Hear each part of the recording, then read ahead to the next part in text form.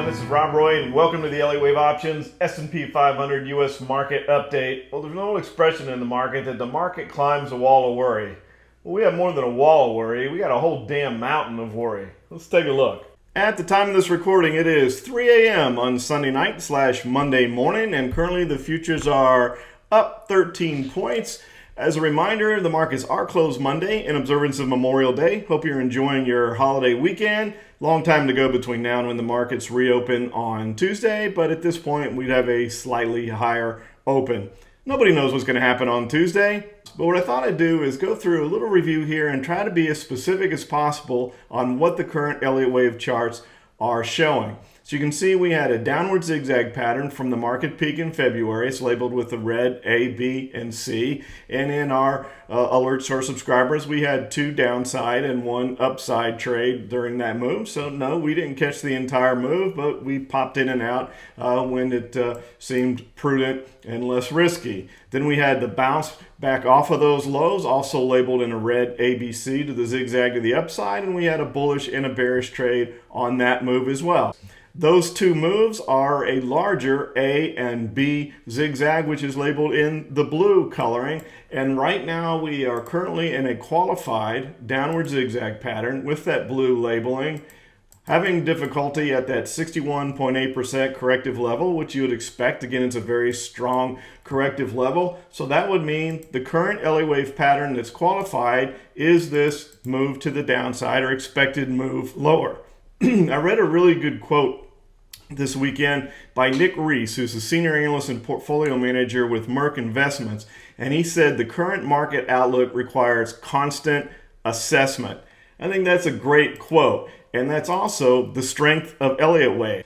But as I've mentioned, if that pattern becomes disqualified, that would occur if the market moves up to this level, which is a 78.6% level. Then the downward scenario is out, and we know we're going back to the upside to retest the highs. That's what Elliott Wave rules state. So currently, yes, we have a downside spread on the SPY for our subscribers, but we've had a whole bunch of bullish trades in the mix as well. If you've looked at the trade reviews, you've seen those.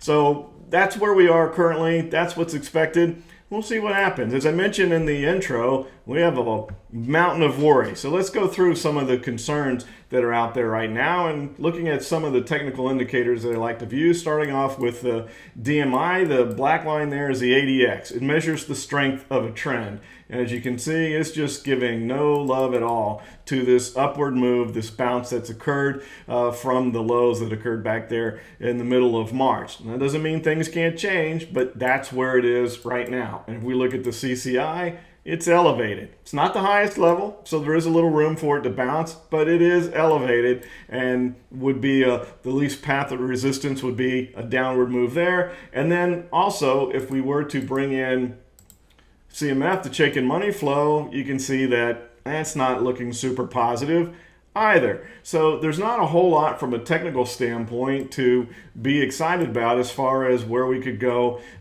as far as momentum back to the upside. Let's also talk about what's going on in the world. Lots of worries occurring there.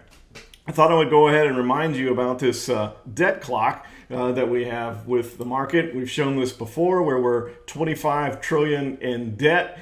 That's obviously not a good thing. And I also wanted to show you the Fed's current balance sheet. So if you take a look at this, this is where they are. This is their full balance sheet, and you can see this vertical move to the upside. It's over $7 trillion now. The interesting thing about this, with this big move to the upside here with all the liquidity that they've been putting in, is the treasury securities that they buy and the mortgage-backed securities is only about $4.5 trillion of that. The rest of it is some of those other things that the Federal Reserve is doing. And when we go back and look at the debt clock that I was just mentioning here, only part of that on the Fed's balance sheet is included. The $4.5 trillion is included in the debt here, but not the rest of it. We only have a $23 trillion economy, so that shows you how much we're in debt. And now we just had the House that passed a new $3 trillion stimulus bill. How's that going to get paid for? Well, the government is selling 20-year bonds in order to help offset the stimulus that we've put out there already.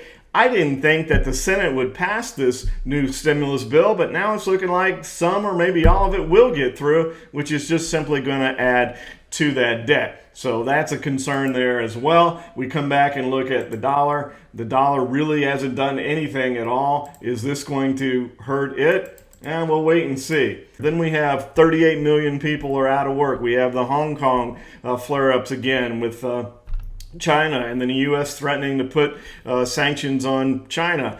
On top of that, we've got the economy reopening. We live in Florida. The beaches are packed and the restaurants are packed. I think it's naive to think that there's not going to be some sort of a second wave of this virus. How bad will it be? Nobody knows, but we'll see. Those are all potential concerns that are out there, and the positive thing that we have that could drive this market back to the upside is that Fed liquidity that they're pumping into the economy. You can't fight the Fed, as you've heard the expression before, even though the market is bigger than the Fed, but there's coordinated efforts by central banks all over the place. So I'm just trying to give you possibilities of what could happen so that you have your bases covered. You don't want to be caught flat-footed, as they say.